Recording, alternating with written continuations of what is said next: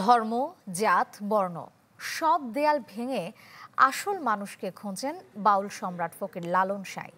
বিশ্বাস করতেন মানুষের মধ্যে আছে এক অচিন শক্তি। জীবনের শেষ পর্যন্ত তিনি কাউকে ছোট করে দেখেননি, কাউকে বড়ও নয়।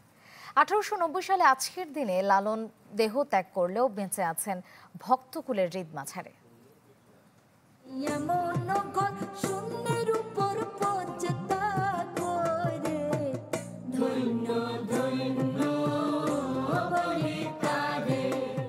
বাংলাদেশের এক শান্ত গ্রাম ছেউরিয়া। কে জানতো ছেউরিয়ার এই ছেলেটি একদিন মানুষ নামের রহস্যটা নতুন করে শেখাবে গোটা বাংলাকে।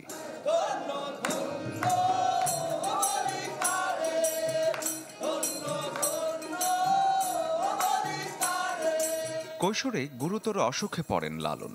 মৃত ভেবে ভাসিয়ে দেয়া হয় নদীতে, কিন্তু ভাগ্যে ছিল অন্য কিছু। এক মুসলিম নারী তাকে উদ্ধার করে বাঁচিয়ে তোলেন নতুন করে।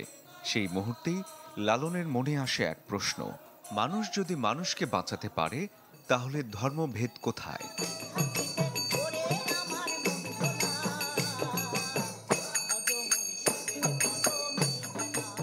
এরপর শুরু হয় লালনের আত্ম অনুসন্ধান। তিনি ধর্ম, জাত, বর্ণ সব দেয়াল ভেঙে খুঁজতে থাকেন আসল মানুষকে। তারই বিখ্যাত উক্তি, মানুষ ভজলে সোনার মানুষ হবি, তাহলে তোর মনরূপী ঘর হবে আলোকিত। মানুষ ছাড়া খেপারে তুই মোল হারাবি, মানুষ ভজলে সোনার মানুষ হবি। লালন বিশ্বাস করতেন মানুষের মধ্যে আছে এক অচিন শক্তি। তাই তার মনে প্রশ্ন, যে জন নিজেরে চিনে না, তারে চিনে কে আর?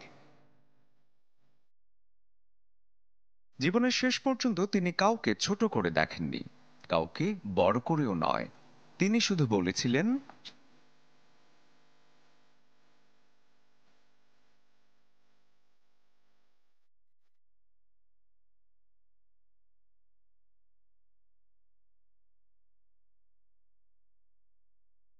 1890 সালের আজকের দিনে লালন দেহত্যাগ করেন কুষ্টিয়াতেই। কিন্তু তার গান, তার চিন্তা আজও হাওয়া হয়ে বয়ে যায় এই ছেউরিয়াতেই, যেখানে কান পাতলে আজও শোনা যায় সেই প্রশ্ন: মানুষ হয়ে আমরা কি সত্যি মানুষ হতে পেরেছি?